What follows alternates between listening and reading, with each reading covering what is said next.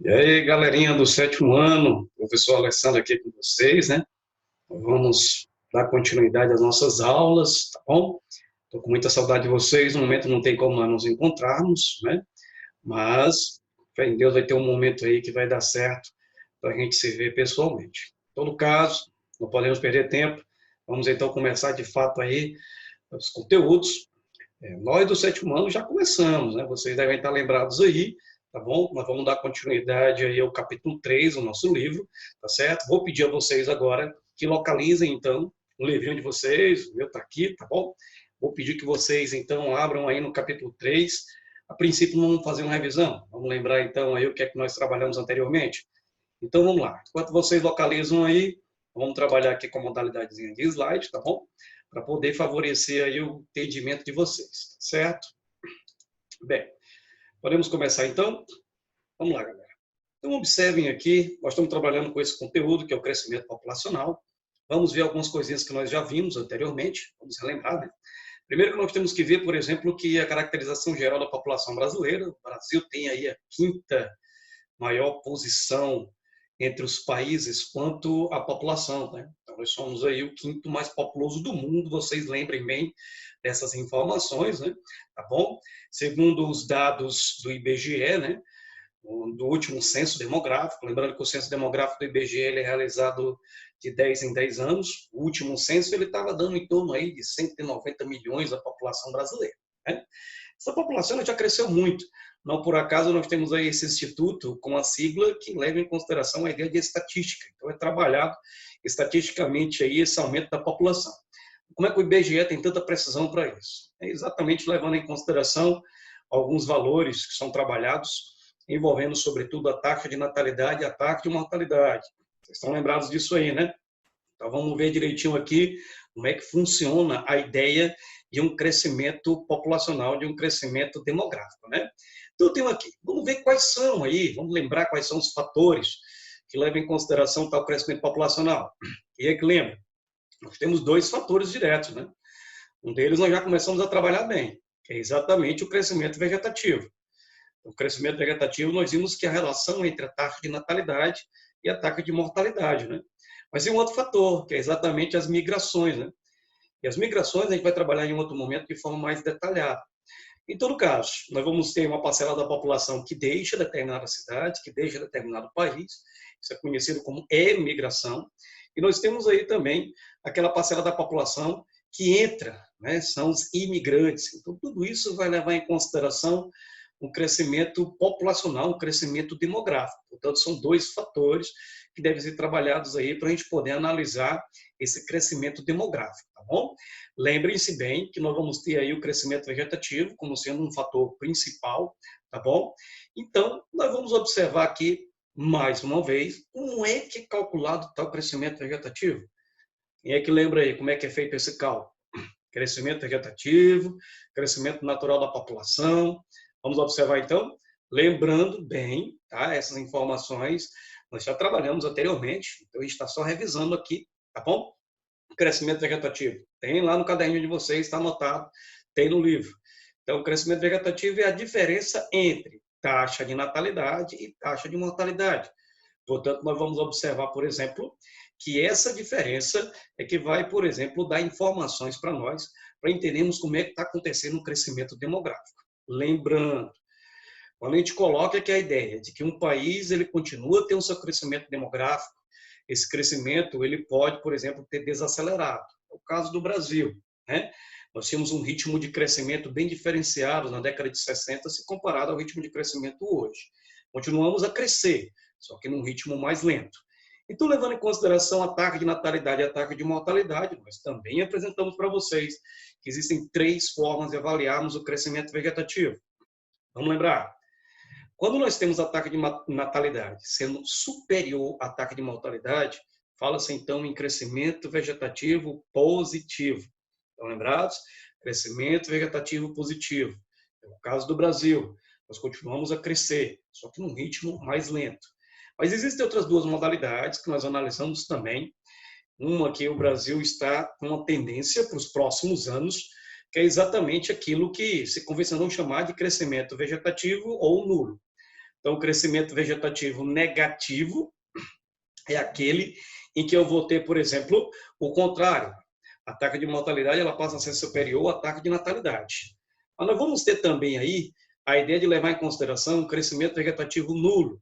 E o crescimento vegetativo nulo é aquele em que eu tenho aí uma equivalência entre taxa de natalidade e taxa de mortalidade. Tudo isso nós vimos. Inclusive, analisamos em sala de aula que esse tipo de avaliação pode, por exemplo, fazer com que nós tenhamos a ideia de que os países desenvolvidos, eles estão aí numa condição preocupante, porque a sua população ela está crescendo negativamente. Alguns exemplos apresentam essa realidade, como é o caso da Alemanha, como é o caso, por exemplo, da Espanha, que tiveram uma preocupação. Há fatores que explicam isso, nós também analisamos esses fatores, nós vamos relembrar daqui a pouco, porque hoje ainda nós vamos trabalhar, dando continuidade aos conteúdos, que é pirâmide etária. Mas, antes de nós irmos para a pirâmide etária, vamos ver então aqui alguma caracterização que seja na atualidade da população brasileira. São alguns destaques que eu separei aqui para vocês, para a gente poder entender essa realidade de uma forma um pouquinho melhor. Vamos lá. Então, observe. Esses são os dados do IBGE, digamos que são dados um pouco mais atuais. Se você entrar hoje, por exemplo, aqui nessa realidade, você vai poder, por exemplo, observar que no caso da população brasileira, o IBGE hoje apresenta que nós temos mais de 208 milhões de habitantes. Ou seja, agora há pouco coloquei para vocês que em 2010 o IBGE divulgou o crescimento com uma média de população já de 190 milhões. Então, 2018, esses dados são de 2018, nós já temos mais de 208 milhões de habitantes, né? A estimativa mais recente da população mostra, por exemplo, que 24% dos brasileiros vivem nas capitais. Menos de 1% dos municípios tem mais de 500 mil habitantes. E apenas 3 têm menos de 1.000, tá bom? São aí destaques, mas eu separei mais alguns. Vamos ver algumas particularidades aqui, tá bom? Vamos lá. Vamos lá. 21,8% da população do país, ou seja, 45,5 milhões de habitantes, vive no estado de São Paulo. É o estado mais populoso aí do Brasil. Lembrando que quando eu faço referência a um estado, um país, uma cidade populosa, eu levo em consideração o número total de habitantes. Isso é chamado população absoluta, tá bom?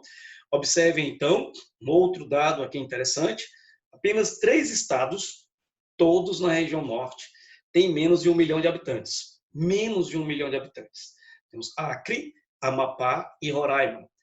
Professor, me diga aí, por favor, e o estado do Piauí, estado que nós vivemos? Nós vamos ter aí, pessoal, uma média de mais de 3 milhões de habitantes. Então, olha só, esses são os 3 estados, digamos que menos populosos do Brasil, né?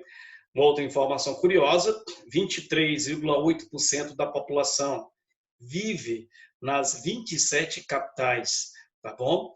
E aí nós vamos observar que mais da metade dessa população, ou seja, 57%, vivem em apenas 5,7% dos municípios do país. Ou seja, nós temos municípios muito pequenos, uma população pouco numerosa.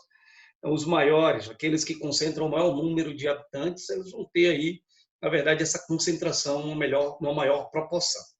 Tá bom? Então, vamos lá.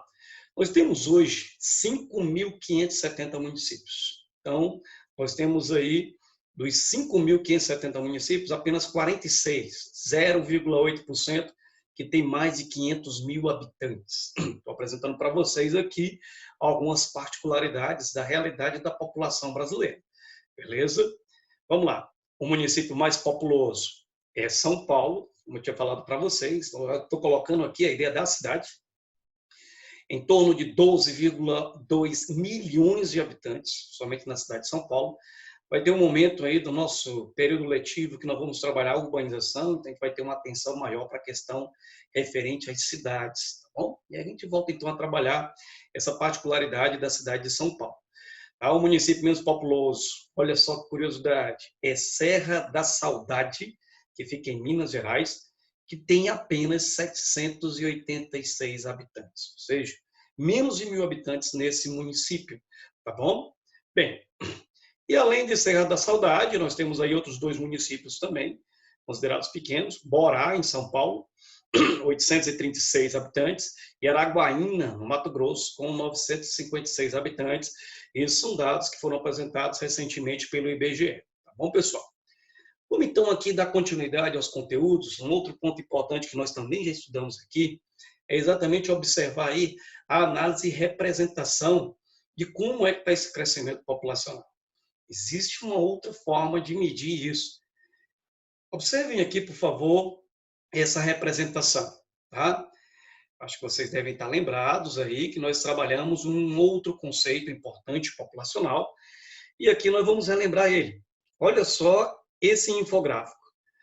A fecundidade brasileira despencou em total de filhos por mulher. Em 1960, nós tínhamos em média 6 filhos por mulher. 1980, 4 filhos. Em 2000, 2 filhos. Em 2020, portanto, o ano que nós estamos agora, aproximadamente 1,5 filhos por mulher. Professor, quer dizer então que estão dividindo os meninos ao meio? Não, não é isso. Vocês devem lembrar, por exemplo, que esse indicador que nós trabalhamos, vamos já relembrar que indicador é esse, ele tem, na verdade, a ideia de trabalhar uma média. Então, uma média. Então, se eu coloco, por exemplo, que em 2020 a média é de 1,5 filhos por mulher, significa dizer que as famílias, elas estão tendo, as mulheres em idade fértil, estão tendo aí, em média, 1 e 2 filhos, entre 1 e 2 filhos. Essa é a realidade que nós temos que analisar aqui. Tá bom? Bem, então, esse dado aponta exatamente o conceito que nós já trabalhamos, que é o conceito de taxa de fecundidade. E eu estou colocando aqui uma perguntinha para vocês. Vamos ver se vocês lembram. O que é taxa de fecundidade, pessoal?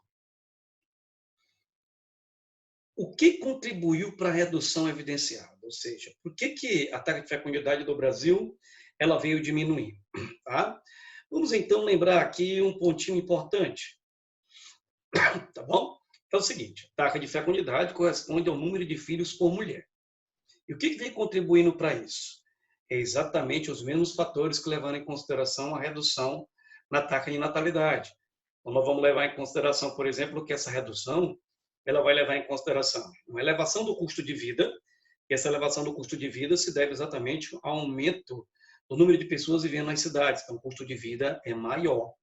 Vimos, dentre outros fatores, também o ingresso da mulher no mercado de trabalho, também já foi explicado esses dados, tá bom? Mas tudo isso, de fato, veio contribuindo para que a população ela tivesse uma queda no seu crescimento, beleza? Muito bem. Agora observe aqui uma análise que nós vamos ter que fazer da representação abaixo, tá? Observe então agora, nós temos aqui a taxa de crescimento natural, de 1940 a 2000, como eu falei para vocês, a população mundial e a população do Brasil, ela continua a crescer, só que num ritmo bem inferior.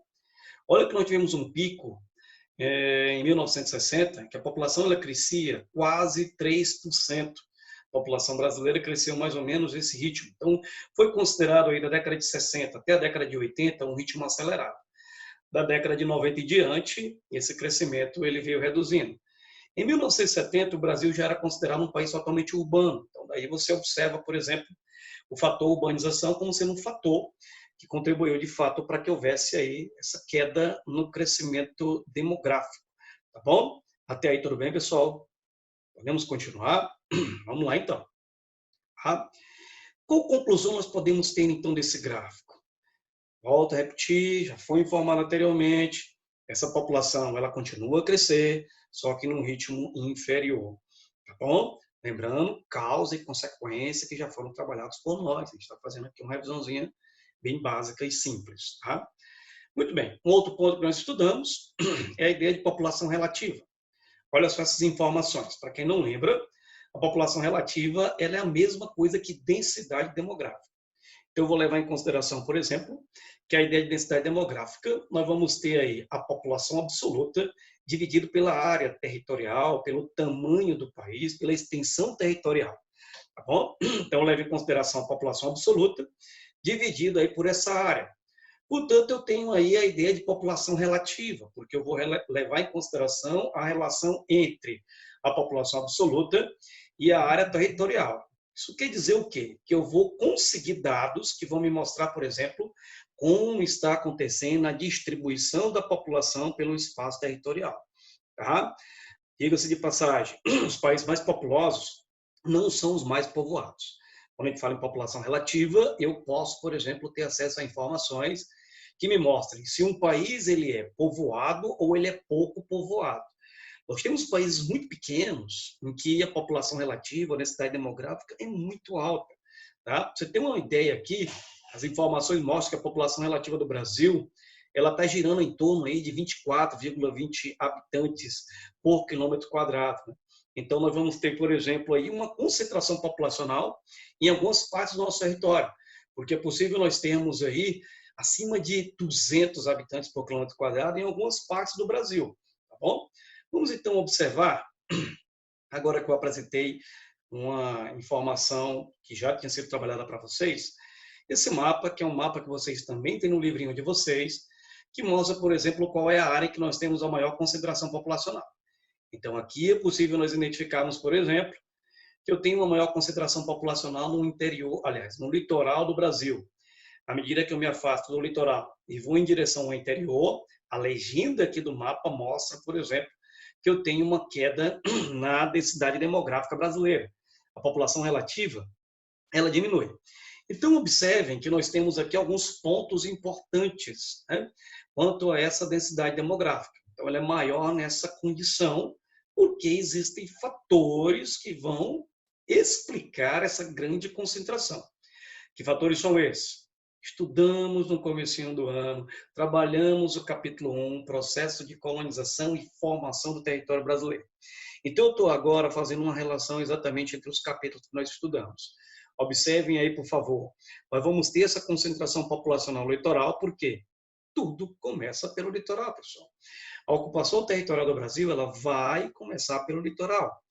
Então, essa ocupação, ela é fruto da colonização brasileira. Lembrando, tem início a colonização, tem início o povoamento e tem início as atividades econômicas. Então, são 3 fatores que acabam impulsionando. Isso de uma forma geral, porque nós podemos especificar. Nós podemos colocar, por exemplo, que fatores econômicos contribuíram para isso. Da mesma forma, como nós podemos também levar em consideração a ideia de que alguns fatores naturais acabaram também trazendo dificuldade. Porque se nós observarmos, as áreas do litoral, elas têm aí um maior acesso ao fluxo comercial.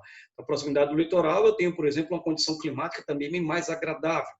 À medida que nós nos afastamos e vamos em direção ao interior, eu vou ter, por exemplo, uma maior dificuldade de ocupação, porque algumas dessas áreas, e vai ter um conteúdo que nós vamos trabalhar posteriormente,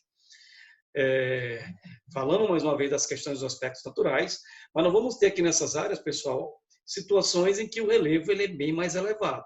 Fora que se eu me desloco, desculpa, em direção à região norte, é possível ver aqui uma mata densa, uma mata fechada, tá? E é onde nós vamos encontrar a maior bacia hidrográfica do Brasil, a maior bacia hidrográfica do mundo. Portanto, são muitas áreas alagadas, são muitas áreas em que os rios eles são bem extensos, e eu tenho uma mata densa e fechada que dificulta essa ocupação. Falando dos aspectos históricos, lembrem-se também que nós tínhamos aí o Tratado de Tordesilhas, né, que dividiu o Brasil, portanto, essa área ela foi ocupada bem depois. Na verdade, a ocupação ela se deu aí de forma um pouco mais intensificada com o Tratado de Madrid, aquele que extinguiu aí o Tratado de Tordesilhas, que nós também já estudamos. Né? Muito bem. Então, aqui, essa região é uma região que ainda tem uma baixa densidade demográfica. É a menor densidade demográfica do Brasil. Porém, não significa dizer que eu não tenha aí um contingente populacional que passa gradativamente a ser mais numeroso. Tá? É uma outra situação que nós vamos trabalhar em um outro momento. Beleza? Muito bem. Agora sim, vamos trabalhar com um conteúdo novo. Tá? Pirâmide etária. Eu vou pedir que vocês peguem aí o livrinho de vocês e abram, por favor. É preciso que a gente analise aí a página 60 e a página 61. Vocês vão, a partir de agora, acompanhar essas informações que vocês têm no livro aí. Deem uma atenção especial para esses gráficos, porque pirâmide etária, na verdade, é um gráfico. E é um gráfico que vai levar em consideração a forma como a população ela está distribuída, quanto à idade e o sexo, masculino e feminino. Então, eu vou levar em consideração a distribuição de homens e mulheres, e vou levar em consideração a faixa etária e aí eu tenho o perfil final, então, da população ao analisar uma pirâmide etária, tá bom? Todo mundo localizou já, então, essas páginas aí. Vamos, então, trabalhar aqui os fatores que levam em consideração as pirâmides etárias. Vamos levar em conta 3 partes de uma pirâmide, tá bom? Nós temos a base, e a base é onde nós vamos encontrar aí crianças, tá bom? Então, costuma-se colocar a ideia, aqui no caso da ONU, até 15 anos. De 15 anos em diante, nós já temos um perfil de uma pirâmide que vai ser formada por uma população adulta, tá? Que no caso brasileiro, o perfil aí que leva em consideração a população adulta é a partir de 18 anos, tá bom? Então, isso vai depender muito aí da condição que nós vamos observar quanto ao país. Em todo caso, isso é um padrão, tá certo? Então, eu tenho uma base formada por crianças, até 15 anos. 15 anos em diante, nós temos aí já a composição do corpo, que é, na verdade, aí a população adulta. E o topo, nós vamos encontrar aqui a população idosa, tá? Então, observem aqui, nós vamos analisar 3 tipos de pirâmide. Essa primeira pirâmide, ela é chamada de pirâmide jovem. Olha o que acontece nessa pirâmide, o que eu consigo observar nela. Por que ela tem esse título de pirâmide jovem? Dá uma olhada na base. A base dessa pirâmide é muito larga. Ela, de fato, vai ter um perfil real de uma pirâmide. Você pode observar aqui que ela tem um perfil real de uma pirâmide, tá bom? Então, eu tenho aqui a base como sendo bem larga. Observe que, à medida que eu saio da base e vou indo em direção ao topo, essa pirâmide ela vai ficando estreita. Portanto, o que eu posso concluir aqui? Vamos lá. Eu tenho uma base larga, isso vai evidenciar um número de jovens consideravelmente elevados, tá? Professor, mas você disse que a base é formada principalmente por crianças e que nós vamos ter aqui um perfil de jovens. Então, o jovem é a transição entre crianças e adultos. Então, se eu tenho uma base larga, vai evidenciar que eu tenho muitas crianças, mas também que eu vou ter muitos jovens, tá bom? E aí nós vamos observar, por exemplo, que se a base é muito larga, então a taxa de natalidade é alta.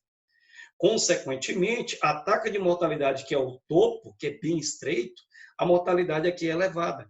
Então, eu posso concluir, por exemplo, que a expectativa de vida, que é a idade média da população dessa pirâmide aqui, que é de Níger, um país africano, ela é considerada baixa. Vamos lá, então? Repetindo. A base larga evidencia que eu tenho uma elevada natalidade e um predomínio de jovens. À medida que ela vai estreitando, significa dizer que eu tenho aí um número de adultos e idosos considerado pequenos. Portanto, eu evidencio que a expectativa de vida aqui ela é considerada baixa, tá bom? Portanto, eu tenho aqui uma pirâmide chamada de pirâmide jovem. Ela é mais comum de ser observada, sobretudo em países que são extremamente pobres, são países subdesenvolvidos ou em desenvolvimento. Beleza? Já que nós descobrimos, então, as partes de uma pirâmide, vamos analisar essa próxima. Essa é uma pirâmide etária da China. Lembrando, nós estamos trabalhando só exemplos, tá? Esses exemplos vocês têm muito parecidos aí no livro de vocês. Página 60 e 61, a gente pode fazer esse comparativo. Essas pirâmides, elas vêm mudando o seu perfil ao longo dos tempos. Então, vamos observar aqui o caso da pirâmide da China. Olha só que curioso o formato dessa pirâmide. Na verdade, ela já vai perder, de fato, a característica de uma pirâmide, como nós costumamos estudar lá na disciplina de geografia, né, de geometria. Então, nós vamos observar, por exemplo, que a base está mais estreita, tá bom? E observe que o centro ele está mais largo, tá? Eu tenho aqui um perfil da população que logo, logo vai se tornar adulto. Então, eu tenho aqui meio que um equilíbrio, portanto, nós falamos aqui em uma pirâmide de transição, porque significa dizer, pirâmide de transição, que ela está mudando o seu perfil etário. Portanto, eu estou saindo de uma população que seria extremamente jovem e começo a entrar numa população madura, numa população adulta. Observa, então, que o topo ele começa a se alargar, tá bom? Então, eu tenho aqui uma evidência. A taxa de natalidade ela vai estar diminuindo, a taxa de mortalidade também vai estar diminuindo. Então, eu tenho menos nascimento e tenho aí um aumento da expectativa de vida, tá bom? Essa aqui seria uma característica de uma pirâmide de um país emergente. Então, a pirâmide brasileira vai se assemelhar um pouco a essa pirâmide que nós temos aqui, que é a pirâmide da China, típica de um país emergente. Tá, pessoal?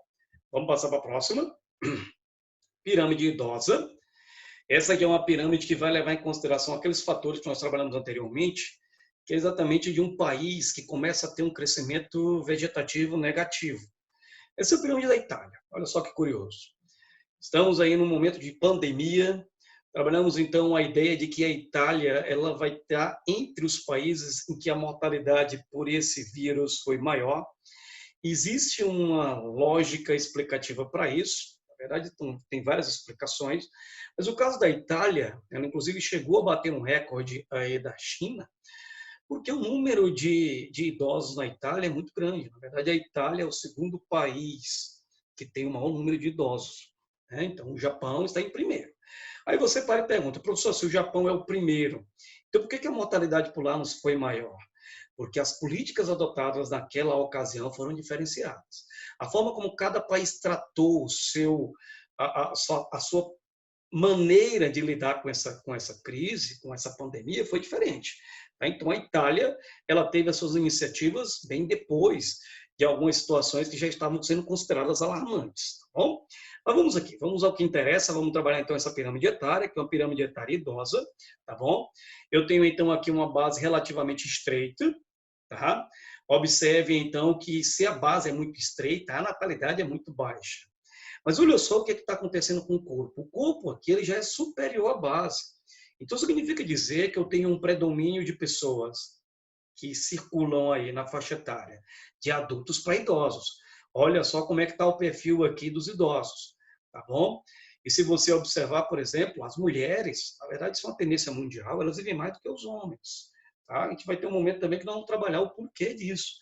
Então eu tenho aqui esse perfil apresentando exatamente a maneira como essa pirâmide ela está comportando-se, tá? Por isso o nome dessa pirâmide é pirâmide idosa. Beleza, pessoal? Então deu para entender direitinho aí? Vamos lá, então, analisar aqui mais uma situação. Essa situação brasileira é uma realidade que mostra, por exemplo, como é que está o perfil aí da pirâmide brasileira, como é que ela vem evoluindo. Então, nós vamos sair aqui, por exemplo, de uma pirâmide bem definida em 1980, observe. Ela tinha realmente o formato de uma pirâmide. Observa que em 2010 nós já tivemos aqui uma mudança considerável. A base dessa pirâmide ela passou a ficar bem estreita. O corpo, então, passou a ficar mais largo. E as previsões, as projeções, aqui no caso do Brasil, é para 2050 nós temos esse perfil de pirâmide.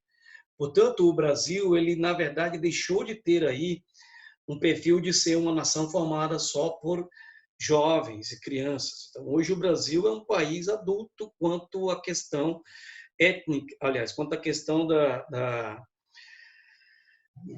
população, né? da faixa etária populacional. Então, o Brasil ele vai ter esse perfil de ser, na verdade, uma nação hoje que está tendenciando a ter um crescimento vegetativo nulo e negativo, tá bom? Essas foram, então, preocupações que foram apresentadas ao longo dos últimos anos quanto à necessária reforma da Previdência. Porque se nós temos um número maior de idosos aumentando, então nós podemos, por exemplo, observar que isso pode comprometer aí a previdência social, né? Então, a reforma da Previdência vai levar em consideração, sobretudo, a forma como a aposentadoria ela deve ser tratada no país. Beleza? Então, a partir de agora, é hora de um filminho, né? Vocês sabem bem que eu utilizo essa expressão filminho. Vamos assistir aqui um videozinho bem curto que vai mostrar, por exemplo, como é que está a realidade da população brasileira. Beleza, pessoal? Então, fiquem com um videozinho aí, tá? E a gente volta já já, tá bom?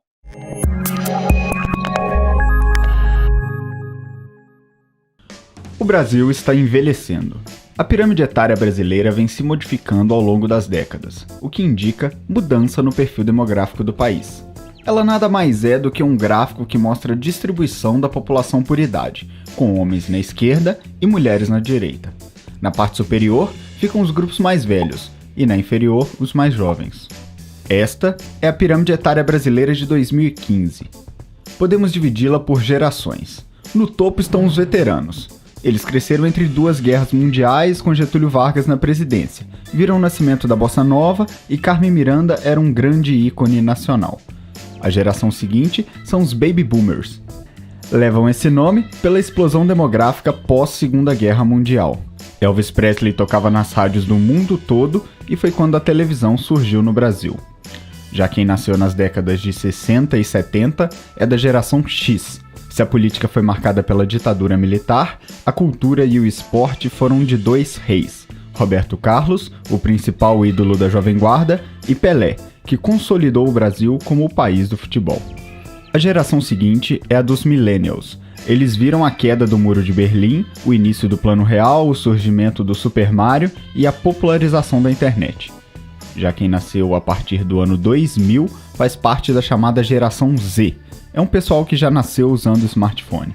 Até a década de 1980, o Brasil era considerado um país jovem.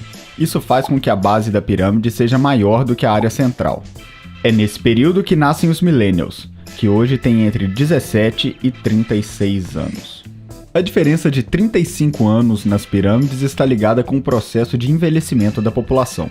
E isso é fruto, entre outras coisas, de um maior desenvolvimento social e aumento da expectativa de vida das pessoas.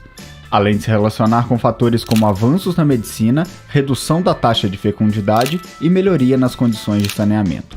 Todos contribuem diretamente para que a pirâmide etária brasileira seja menos triangular. Segundo o IBGE, em 1960, o número médio de filhos por casal no país era de 6,3. Em 2010, esse número foi para 1,9. Já a parcela de idosos, as pessoas com 65 anos ou mais, foi de 2,7% para 7,4% no mesmo período. E esse é um processo que mantém a mesma tendência. Veja, essa aqui é a previsão da pirâmide etária brasileira para 2050. O aumento na parte superior e a redução da inferior indicam uma sociedade ainda mais envelhecida. A parcela de idosos, por exemplo, saltaria dos 8% dos dias de hoje para 23% em 35 anos. O envelhecimento do país traz algumas questões. A parte economicamente ativa da população diminui, o que traz implicações para temas como sistema de saúde, arrecadação de impostos e a previdência social, mas estes já são assuntos para um próximo vídeo.